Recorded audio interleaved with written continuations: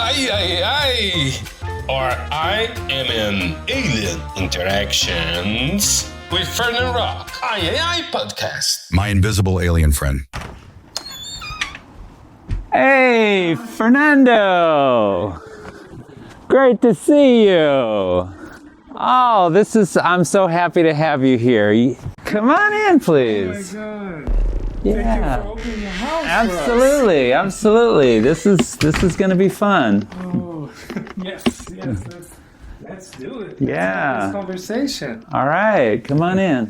Thank you, David, to receiving me in open your house and having me here. It meant a lot to me. You were my teacher. You were my English second language teacher when I first arrived in the US. You helped me in such many ways. I don't even know if you are aware how important you were for me when I was, just starting my life from scratch in another country here in the US. You not just teach me how to communicate, to express myself in English language, but also to get back my confidence that was really heartbroken when I got here. The circumstances that made me decide to leave my country were heavy. I'm very grateful for you and for all that I witnessed you doing for other students there as well. So thank you. You're very welcome. Wow, I'm very honored to have played a role in your life. You were, and it wasn't all me. I mean, you are the kind of person who you're forging your own path here, and so it was really an honor to be a part of all of this with you. Thank you. You bet. So can you share with us what made you decide to be a teacher, an English teacher, and an English second language teacher? What brought you to this world, to education, and so specifically teaching English to foreigners in the US? Yeah. Whew, boy, that's I could start, with a short story or a long story. After high school, I went in the Navy, and I had never traveled abroad before, and so I found myself, going to places I never dreamed or imagined I would go to, mostly like in the Indian Ocean, the coasts of that, and Asia, and so Southeast Asia. So I became fascinated with learning about other places, other people, and getting to know them. It was just such a inspiring, life-giving activity. And so anyway, after that experience, I joined a group called Up With People, and I traveled with them for a year. It's a musical touring group of students. They were in existence up until just a few years ago. I got to live with host families, with a group of 100 other students from 16 different countries. And so it was an amazing experience, and I got to fulfill my, passion for travel and discovering our world with my passion as a performing artist, because I sang and danced in that program as well, a lot. We toured 100 different communities, I think, and performed on small high school stages in rural Oklahoma, all the way to the rugby league grand finals in Sydney and the Plaza de Toros in Mexico City. And then on TV and British Columbia. So that was an amazing experience. So getting toward your question, after college, I was a international student advisor. That was the career I thought I was going to be in, but I soon realized, after having done the job for a while, it was very, a lot of bureaucracy, a lot of paperwork, and I didn't like being tied to a desk, and I didn't like, the Anyway, it didn't work out for me, and so I ended up, working in the business world, real estate, groceries. But my heart was always saying, you got to get back into education, international education somehow. And people had been telling me, David, you'd make a great teacher. And I thought, I could never see myself teaching in like K through 12. Don't really have, I'm a parent already. I don't want to be a parent to another 20, 30 children. So, but in the jobs I had, outside of education, the best part of it for me, my most favorite part was the times when I got to train other people.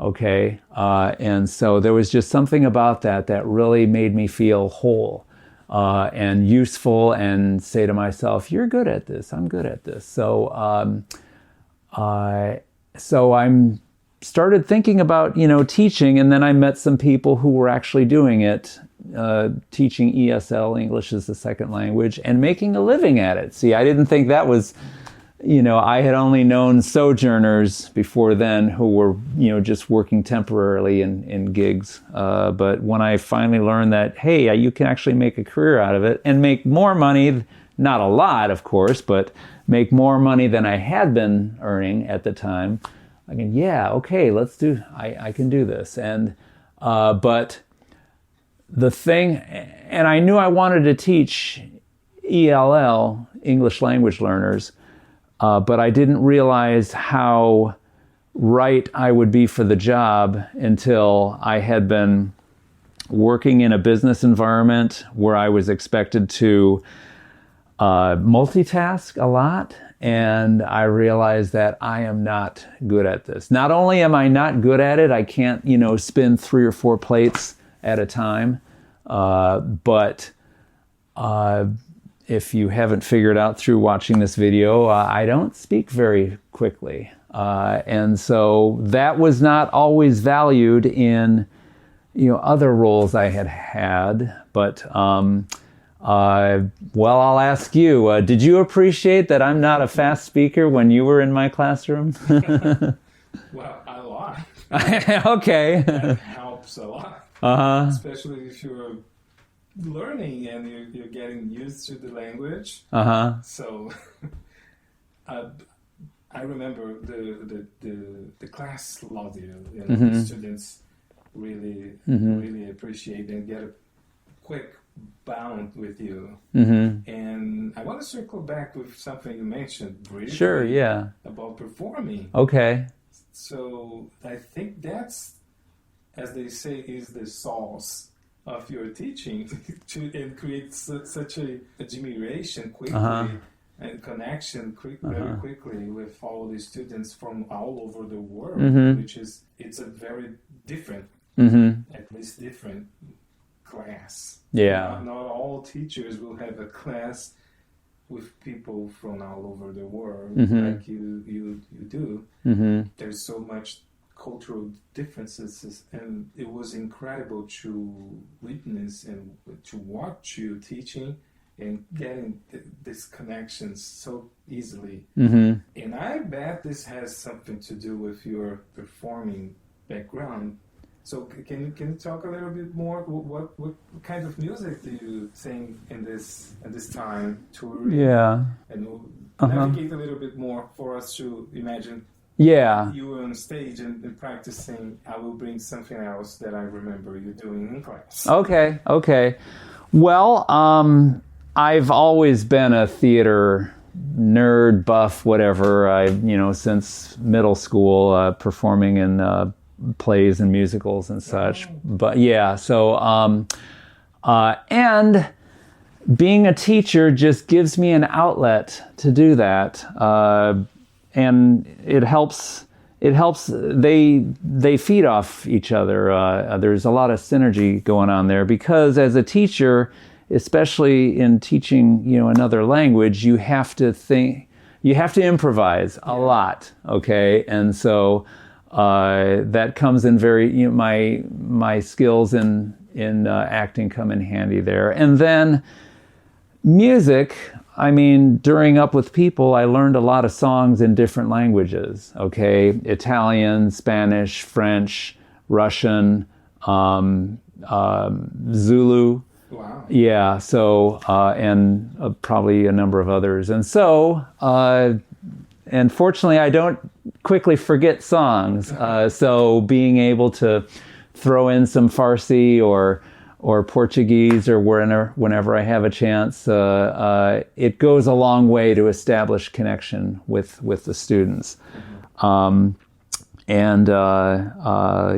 it's just, and then also, I think music is a great way to learn grammar and to learn pronunciation because, you know, many of the songs I'm playing in class are probably familiar, you know, to my students because, you know, English and entertainment is a big export of the United States, and so I could play a Beach Boy, or I could sing a Beach Boy song or a Beatles song, and students will say, "Oh, that's what they've been singing all this time." Okay, so it works well. I remember you doing characters during your class. Oh, okay. Can you explain for our listeners and audience, like, what inspiration you got to make some characters during class? Like I remember you coming as a mom. Oh, okay, yeah.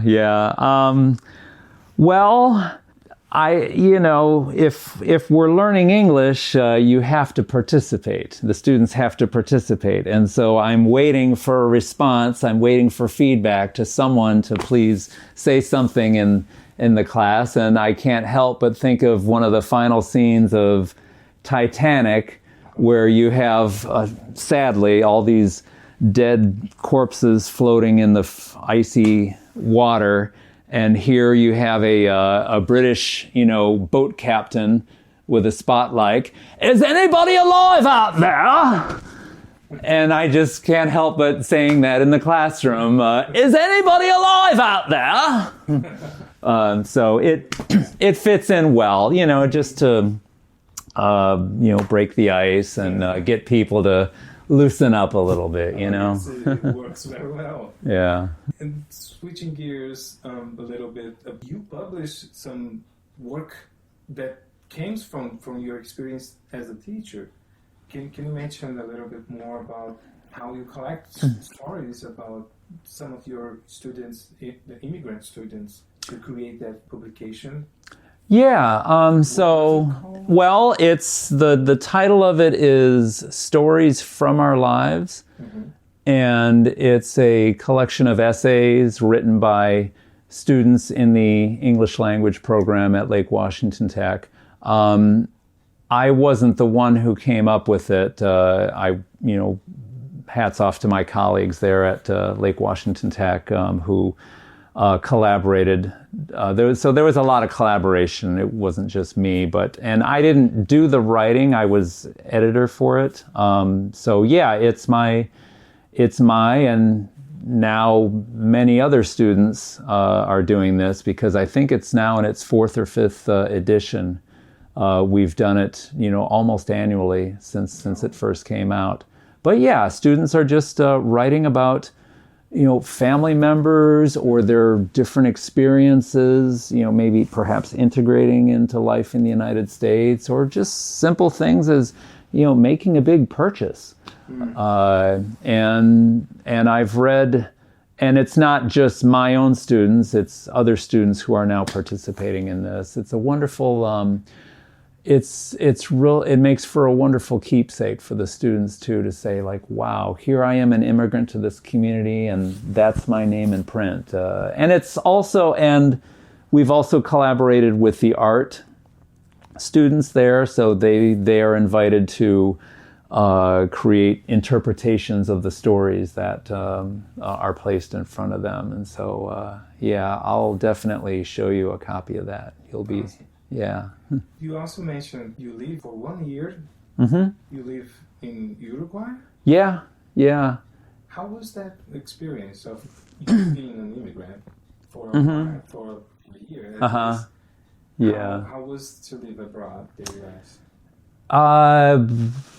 Extreme for me anyway. Before that, when I was in the Navy, I had lived in the Philippines and Bahrain, but I mean there it's different because I was attached to a ship or I was attached to a base, and I always had refuge. Okay, and I could function all the time in English as well. So it's kind of like, maybe being in another country but never leaving the embassy. So and then in Up With People, yeah, we stayed with host families and we traveled, but we were kind of like rock stars, so you're not really getting down with the natives, if I can use that term. But moving to Uruguay, so I was doing my internship for grad school, and but I so wanted to do that. I was so ready for this experience because I had studied I had studied Spanish, and I really wanted to put it to the test. Really wanted to go native, if you will. But and of course, I find myself working in an English language institute, and so everyone is happy to have this American here, so that they can hear him speak English. And I used a lot of English in my work life, but at home and living right in town in Montevideo and making friends down there, it was really a wonderful. It put everything I had been learning to the test because my graduate program was in intercultural management. So I had a lot of objectives for my program that I had to meet, both personal and professional. And so and then what do you know? I met someone and fell in love down there, and so now Uruguay is forever a part of me. My kids are half Uruguayan, of course my in-laws as well. And looking around the house, you'll find just all sorts of trinkets and artisan items from Uruguay as well. Yeah. Did you visit there? Pretty frequently. I mean, about once every 3 years, although it's been beyond that lately. So, but we've always, kept strong ties. And your Spanish works well. It thrives in there. Oh yeah. I mean, I'm comfortable with it. My fluency is not as far along as I would have expected it to. My wife doesn't have patience with my Spanish. No, I got to stop blaming her because, it's all on me. But, my kids, they were able to learn enough of it to, get by on their own as well, too. So I'm really happy about that. I also tried Spanish. I traveled to Spain and Colombia and in Argentina. Okay. There are 3 different countries that speak Spanish in a very different way. Right, yeah. And my Spanish wasn't that great. Uh-huh. I thought it was. Yeah. Like you said, we can communicate. Uh-huh. You see people got annoyed sometimes, and when I listened and talked to each other, I couldn't understand a thing because it was so fast. Right. And so I can't relate. Yeah. And more than that, now that I'm living in the U.S., so it's a totally different experience. Before, I just traveled for work, theater, and like you said, being there, living with the natives, it's very different. Which brings me to the next question. I'm so honored that you opened your house to receive me. When you were there, Uruguay, you said you were with families, so you entered other families' houses. How was that feeling, and how receptive they were with you? And tagging to this question, You mentioned that when I was your student, you throw a little parties with some students. Your students are all adults. Yeah. And, so how often you open your house for foreign people, not in your family? Yeah. Well, not as much as I'd like to. I mean, well, no, pretty often. We have a church study group, Bible study group. We host it here about once a month, and we do it in Spanish. And so we have people from Mexico and El Salvador and Argentina, in addition to my wife, Uruguayan, here. And it's certainly open to anyone else who wants to come. So, but, just through the nature of my work, I'm always interacting with people from other countries. I don't necessarily have events for my students, but sometimes, like you, my former students, I continue relationship with them, and then we end up becoming friends. One of my students, he became a handyman, and so, and because I'm not very good with tools, I have him over here from time to time to take care of things that I'm not confident to work on myself. In any of these interactions, do you feel like weird sometimes with like cultural differences or barriers? You never No. felt like No. it is strange, like some attitude or behaviors never bother you, like, or make you uncomfortable? I'm what I call a xenophile, opposite of xenophobe. Okay. So I dig people who are different than me, and I celebrate the differences, That's lovely. So yeah, and so even though we may disagree on different things or perspectives, I appreciate the vive la différence, all that. So and I was actually sidebar here, I had actually had the dream not to work in Uruguay but to work in Brazil, because my Portuguese is not quite where I want it to be. So I thought, okay, I'm going to work in Brazil my Spanish is good enough for now, so I'm going to work in Brazil for a while. And while I'm doing that, I'm also going to study Japanese. And then eventually, I'm going to really take it to the extreme and move to Japan and work with Brazilians or Japanese of Brazil. No, Brazilians of Japanese descent in Japan. So, That's incredible. Yeah. I figure that's way out there. I could do that. I'm ready for it. But, life had other paths heading for me, and so I found myself in Montevideo. Well, we share two things. I thought we shared just one favorite Brazilian singer, but which you will reveal right away. But now I figure out we also share a dream to live in Japan. Oh, you too? Okay. Yeah, I visited Japan in 2010, and I fell in love. Like I visited Tokyo and Yokohama. Okay.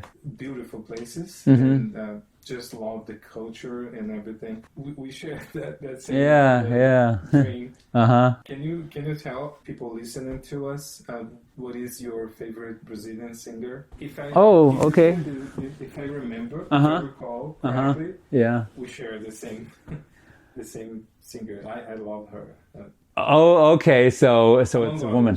It's a woman. Okay. Well, gee, it's been a while since we had that conversation. Is it Gal Costa? Yes. Okay. But there's another one. Okay. Maria Bethânia? Yeah. Okay. Do you have any other Brazilian musicians or singers? Well, I mean, unfortunately, I'm not hip to the latest, music scene there. But, when I was studying Portuguese in college, that was the early 90s, so I was buying music of that era. And who was big at that time? Daniela Mercury. Oh, yeah. So, and you know, my wife, Daniela was popular in Uruguay too. So, in fact, she and I went to see Daniela perform in Montevideo. Oh, she's incredible. Yeah. On stage. What do you think? Oh yeah. It was in a big arena, but unfortunately the sound was horrible. But you know, we could see her on stage dancing away. So yeah. Did you dance a lot? Yeah. Singing. Yeah. It's like Beyonce. Right. Yeah. Switching gears once more. Sure. Have you born Christian? What brought you to Christianity? Well, I was raised in the Catholic Church. I'm the youngest of 6 children, just you know, catechism, First Communion, confirmation, got it all. But I wandered away from the faith when I was in college, and you know, pretty much for about 10 years. To certain degrees, rejected it completely. But the beauty of it is that I remained open-minded, you know, and I would still enjoy conversations about faith, and I still maintained friendships with, you know, people of faith, and not just Christianity, but all faiths too, you know. And I see the beauty in, you know, Buddhism and Taoism, and you know, other sects and you know, religions and such. But I,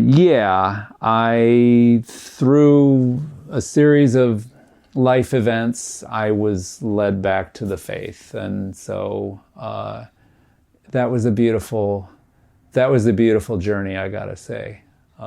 So I wouldn't trade it for anything. It wasn't like my soul was being torn apart or anything like that. You know, quite the opposite. That's beautiful. Yeah. I brought this up because I was in a performance with you. Mm-hmm. I knew you play. Oh, Jesus yeah. You and I have played the biblical roles together. That's right. And that's another thing that we share. Mm-hmm. I'm also baptized by the Catholic Church. Mm-hmm. I grew up in a family in Brazil. Mm-hmm. We don't have another choice. Yeah. We don't have much choice. Uh-huh.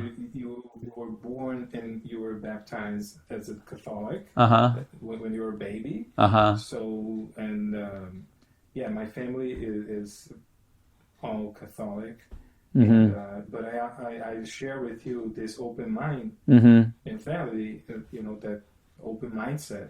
Can I pause there for a moment? Yes. I was in the Dominican Republic, and I was having a debate with a priest, Padre Jorge. I'll never forget the guy. And, you know, he probed the question with me, do you believe in God? And so here we are, you know, I'm a red-blooded atheist at the time, and he's, you know, obviously not. And we're going around in circles on, you know, all of our different points. And then he says to me, were you baptized? And I said, yes. And he says to me, well, then you're not an atheist. You're a Christian. And I'm like, but I don't believe in it. He says, but it doesn't matter. You were baptized. I'm like, whatever you say.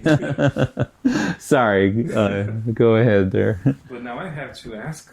I know the answer, but I have to ask, do you believe in God? Oh, yeah, definitely, yeah.